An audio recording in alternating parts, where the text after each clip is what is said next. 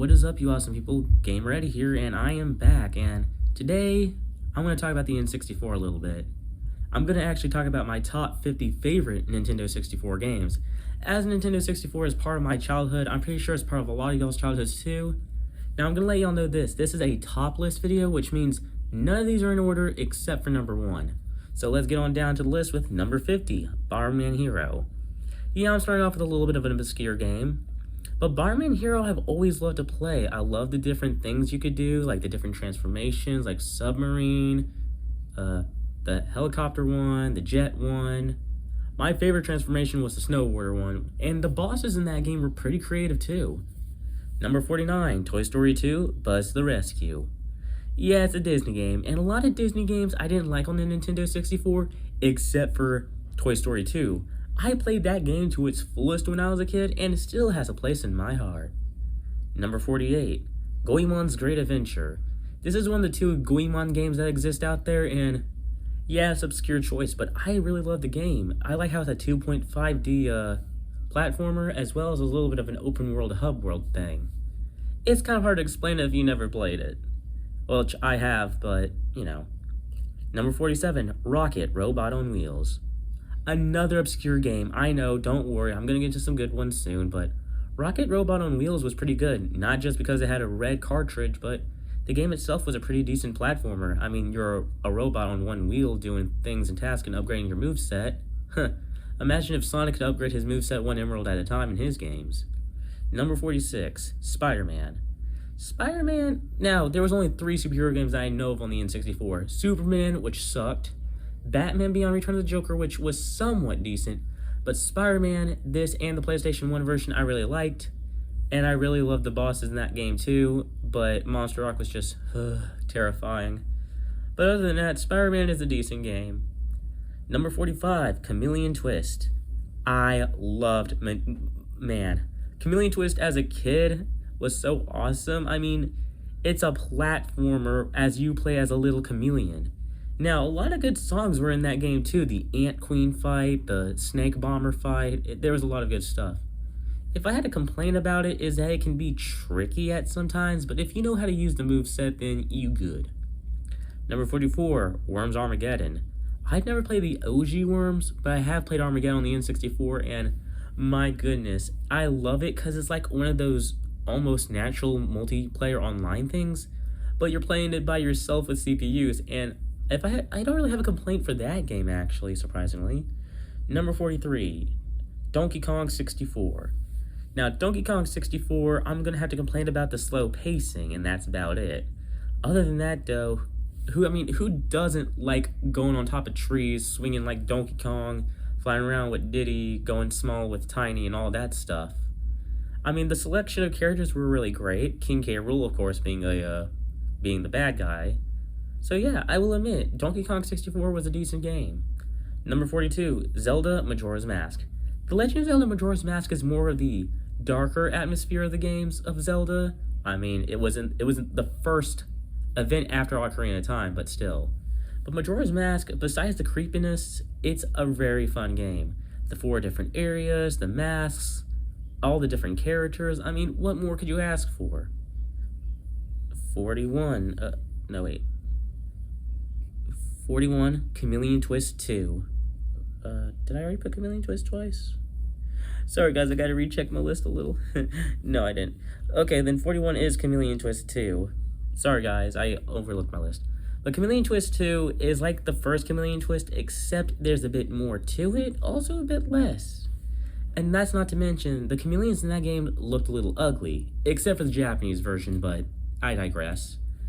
But if I had to say, when it comes to Chameleon Twist 2, I do like that better because you got the parasol attachment to help you out throughout the journey. And trust me, no game's without sin, and that game is slower than Chameleon Twist 1. Number 40, Perfect Dark. Now, when it comes to first-person shooters, I don't like them, but Perfect Dark is an exception in my opinion. I mean, I like it a little bit better than 007, but, you know, it's basically James Bond as a female in the future. Number 39, Mario Party. Mario Party has always had a place in my heart. The first one had some terrible RNG, But even then, the boards were creative, the minigames were decent, except for the rotate the controller stick ones. Oh my goodness. And I mean, who doesn't love the classic voices of Wario and Luigi in that game? I know I love them. Number 38, Doom 64. Again, not big on FPS games, but Doom I can make an exception for. Doom 64, while not as good as the OG Doom, still had its perks. It was basically a game, it's Doom. What more could you ask for besides Doom? Number 37, Pokemon Stadium. Pokemon Stadium I do like, not as much as the other Pokemon games on the N64, but Pokemon Stadium, oh boy. And it's not just what's in-game, it's also what's throughout the game and what's out of the game. Because this was one of the few games that was compatible with the Game Boy Transfer Pack, and you could actually play the entirety of Red, Blue, or Yellow on your big screen. Of course, you could have done that with the Super Game Boy as well, on the Super Nintendo. Number 36, 007 GoldenEye. Like I said, no on FPS, but GoldenEye, like, oh my goodness, I'm starting to sound like a hypocrite when it comes to FPS games. GoldenEye is a classic FPS for me, because if it wasn't for that, I'd probably completely hate first-person shooters. And GoldenEye, man, once you get used to the wacky controls or whatever, it's a fun experience. I mean, it's 007 GoldenEye with James Bond. I even like the music within the game. Number 35, Clay Fighter Sculptor's Cut. I call this the funny version of Mortal Kombat. As Clay Fighter 63 and 3rd did come out beforehand, Sculptor's Cut added a few more things. Technically, it's Director's Cut. More characters, more stages, and my favorite part of the game, the Claytalities. Basically, the game's equivalent to Fatalities. Number 34, Banjo-Tooie. Banjo-Tooie, I've actually been playing a little bit on the Xbox, but if we want to talk about that version as well as the N64 version, I like it. I like how they have the same moves from they did the last game, as well as getting new moves like the ledge grab. That ledge grab is a lifesaver, I'm going to let y'all know that. If I had complaints, it's not as jolly as the first one, but also makes sense because it takes a darker perspective on a lot of things with the story. Number 33, Mystical Ninja starring Goemon. This is basically Goemon's Great Adventure if it was in 3D. And let me tell you, this game actually came out before the Goemon's Great Adventure, I believe. But Mystical Ninja has always had a place in my heart too, especially the characters. My only complaint is, why did Sasuke run out of batteries in that game? Sasuke the Robot Ninja? I mean, I like the crew. Goemon, Ibisu, Maru, Yae, I think is her name, and Sasuke. They're all creative characters. Number 32, Hybrid Heaven. Yes, no one has probably heard of Hybrid Heaven. I have, I've played, I actually like. Because it's kind of like a third-person shooter slash platformer, but once you get into certain areas, it becomes an RPG battle, hence hybrid. And if you ask me, nothing's better than some hybrid gaming, if you ask me. Number 31, Conker's Bad Fur Day. Now, I haven't played much of Conker's series, but Conker's Bad Fur Day has always been one of my favorite mature games on the Nintendo 64. You play as a dirty mouse squirrel named Conker, go and try to save your girlfriend, collect money on the way, do a bunch of other crazy things, surf on lava, fight gladiators or something, who knows? It's all just, your perspective on the game. If you like, poop jokes, then you'd love it. Number 30, Yoshi's Story. Oh my goodness, this game is basically the equivalency of Animal Crossing. It's kawaii, it's cute. But Yoshi's Story's complaint for me, it's a little slower paced, I guess. But I mean, I do love the game's art style, and I do love the music within it, especially the title screen. Number 29, Mario Party 2. The only complaint I have with this game is that it's a little easy to fully beat, but this is top 50 favorites. And let me tell you this, Mario Party 2 is no exception, because it's basically like Mario Party 1, just a bit more vamped up, if that makes any sense. Number 28, Gex, Enter the Gecko. Now, I haven't played the first Gex game on the PlayStation, but I have played its sequel on the N64, which was just called Gex, Enter the Gecko. And I've gotten pretty far on that game too. Heck, I think I remember how the first boss was, but it's a more obscure platformer, so there's that. Number 27, Bomberman 64. Now, Bomberman 64 is a little bit better, in my opinion, than Bomberman Hero. Is it better than the second one? Yes, it's better than the second one. Bomberman 64 has always had a place within my brain as, hey, you're playing as this dude who can throw bombs, complete the missions, fight the bosses. It was fun. It was really fun. Number 26, Tetrisphere. Oh boy, I'm just gonna say right now, and this is a hot take, I'd rather Puyo Puyo over Tetris. But Tetrisphere is a decent 3D Tetris game. And if you ask me, they tried with what they were doing. The game may have flopped, but I thought it was pretty good myself. I mean, it's Tetris in 3D. Number 25, Zelda Ocarina of Time. Legend of Zelda Ocarina of Time has always had a place in my heart, and I always liked it over Majora's Mask. I mean, there's a lot more temples, a lot more creative characters, the past and the future, all that stuff. The Six Sages, and Kapora Gabora, and Anywho's, the good of the game that really stands out is that it's open world. I mean, every Zelda game in existence has been open world, so there's that. But this really does take in the term of 3D. Number 24, Mario Tennis. Mario Tennis is kind of like those generic sports games like tennis, but this time with Mario characters and a little bit more to it, like the extra modes. Now, I've never been good at tennis games, but I really do love seeing Mario and friends on the court. Just like number 23, Mario Golf. It's basically generic golf with Mario characters again, but if you used a transfer pack, you can actually get exclusive characters from the Game Boy game. And while I don't know much about that variation, Mario Golf was decent. I don't like it better than tennis, but I do like the arrangement of characters and the little putt-putt courses too. Number 22, Gex 3 Deep Cover Gecko. Why couldn't they just call this Deep Cover Gecko and not Gex 3? That's kind of confusing. I mean, it's basically almost the same as Gex Enter the Gecko, but in my opinion, I like Enter the Gecko better than Deep Cover. Number 21, Pokemon Puzzle League. I love Pokemon, I love Puzzle League, and these two together just makes me happy. The stage musics are awesome, I like how it's based on the anime, and fun fact, Pokemon Puzzle League never released in Japan. I think you should know why. Number 20, Mario Party 3. Mario Party 3, in my opinion, is the best Mario Party game from the Nintendo 64. Despite it having the bad RNG with Shy Guy, I hate that guy, but yeah. But, I mean, the game itself, there's a bunch of creative boards, both regular and dual boards. There's great mini-games, which that can be said for almost every Mario Party. Heck, I do like the introduction of Daisy and Waluigi, as Daisy's first appearance was on the Game Boy, and Waluigi's first appearance was in Mario Tennis. Pretty interesting. Number 19, Pokemon Stadium 2. It's Pokemon Stadium again, but now with the Johto region Pokemon. I believe you can also use the transfer pack to play Gold and Silver as well, and there's also new minigames that y'all can play too. Number 18, Star Fox 64. I remember playing this game a lot. I've always loved fighting Andross at the, final stage and stuff. I never knew he had a secret form unless you did hard difficulty, which I wouldn't have guessed anyways. But I mean, Star Fox on the Nintendo 64. You fly around, shoot down the enemy, get what you need, take out the bosses. It's simple, yet fun. Number 17, Super Smash Bros. Now, Super Smash Bros. May have not aged well, but for Nintendo 64 standards, it's a decent fighting game. You got all your Nintendo favorites like Mario, Link, Samus, Ness, and Captain Falcon.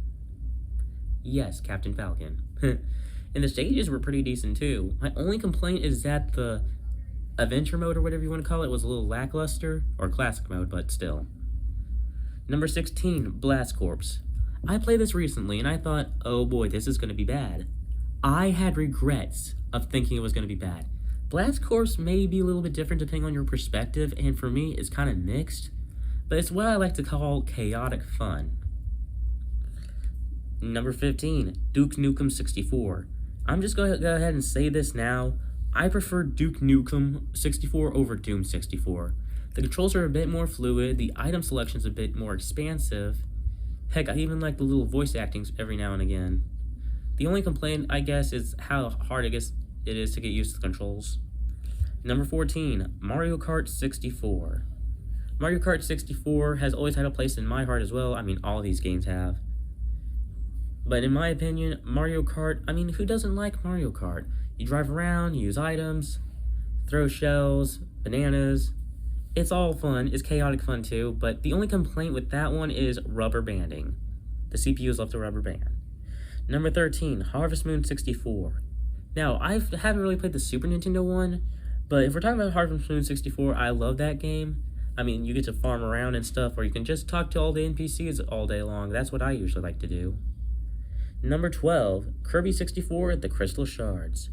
I have never fully beaten Kirby 64, but as far as I've played it, it's a pretty darn good Kirby game. It's in a 2.5D perspective, and you get to combine copy abilities. One of my favorite copy ability combinations was Spike and Bomb because it turns you into a Gordo. Number 11, Shadow Man. We're almost at the end, guys. Number 11 is Shadow Man. I actually like that game better than Resident Evil. Shadow Man is a action platformer slash horror game, and if you ask me, that's a really great combination. The creepy music, the creepy atmosphere, it's all just creepy, and I love it. Number 10, Banjo-Kazooie. Banjo-Kazooie is one of the first platformer games I ever played besides Mario 64. Banjo-Kazooie is fun. 9 different worlds, a great hub world, and Spiral Mountain. I love the music of Spiral Mountain. Oh. But nothing really beats its main theme either. The only complaint, mainly with the Nintendo 64 version, is that if you died, you lose most of your progress and stuff, but I do like how there is an Easter egg game over, technically speaking. Number 9, Paper Mario. Mario's first paper adventure didn't hit off too well, but in my opinion, it could have been worse. And what I mean by that, I mean, yeah, some of the controls were janky and stuff, but this was the first of the good Mario games, like Paper Mario. And if you ask me, a good start should lead to a good finish. And trust me, with the Paper Mario games we got in these days, I'm saying strong start, weak finish. But I digress. Number 8, F-Zero X. Yep, I even included F-Zero in this list. And F-Zero X basically puts F-Zero into a whole new perspective. You go into like these 3D racing things, and I just love the character selection, the kart selection, and the stages are pretty fun to ride on too. And the 3, 2, 1, go! Whenever you start a race is pretty funny too. Number 7, Ogre Battle 64. Yeah, it's another obscure game, hit me, but Ogre Battle 64, I'm gonna admit, I thought was Fire Emblem, even though Fire Emblem didn't even exist yet during that time. Ogre Battle is a decent RPG though. I really can't complain about it much because I don't remember too much of the bad. Number 6, Dr. Mario 64. Dr. Mario 64 was a fun game as well. And I mean, it's Dr. Mario. I've played the NES version, I've played the Game Boy version. I like the Nintendo 64 version the best so far. And I mean, the selection of characters are great too. In fact, I believe most of the characters come from the Wario Land games, if I'm not mistaken. Number 5, Fighting Force. Fighting Force was a pretty interesting game for me. So, it's basically a beat 'em up in 3D, plus you can pick up the items and stuff. It's crazy. Number 4. Sorry guys, number 4. Battle Tanks. Me and my stepbrother, when we were younger, played this game so much. I think we both beat it together. But it was pretty fun where you get to like go ride around in a tank and shoot stuff. Yeah, it's another obscure pick, but like I said, none of these are in order except for number 1. Number 3, Bust-A-Move 99. It's basically Bust-A-Move. It's a puzzle game. There's not much to say on it. It's fun though. I do have one complaint that within the easy mode of the game, things go from 0 to an 11 real quick in the final stage. But that's about it. Number 2, Destruction Derby. It's a racing game, but it's also one of those games where you really gotta pay attention, otherwise you're gonna get destroyed. And Destruction Derby is one of those games I like to call, once again, chaotic fun. Now, before we get to number 1, I'm gonna have to say this. Honorable mention to Rakuga Kids, as I never got to play it, but I have watched videos on it. And the reason why I haven't played it is because Rakuga Kids is not Japanese exclusive, it's a European exclusive. Number 1, Super Mario 64. This game is the first game I've ever played and will always have a place within my mind and my heart. The great platform adventure which Mario started with in 3D, the different worlds, the different enemies, Bowser you get to fight 3 times, the final battle, Peach appearing in the credits, and oh my goodness, nostalgia. I mean, this game got remade a few times for Virtual Console, and heck, even had a DS port. And what's not to love about Super Mario 64 besides the crappy camera? Well guys, that's my top 50 favorite N64 games. Sorry if there was a slight delay with one of the games because I misread my handwriting, But make sure you like, subscribe, and comment down what I should do next. And I'll see y'all guys next time. Other than that, this is Game Ready. Peace.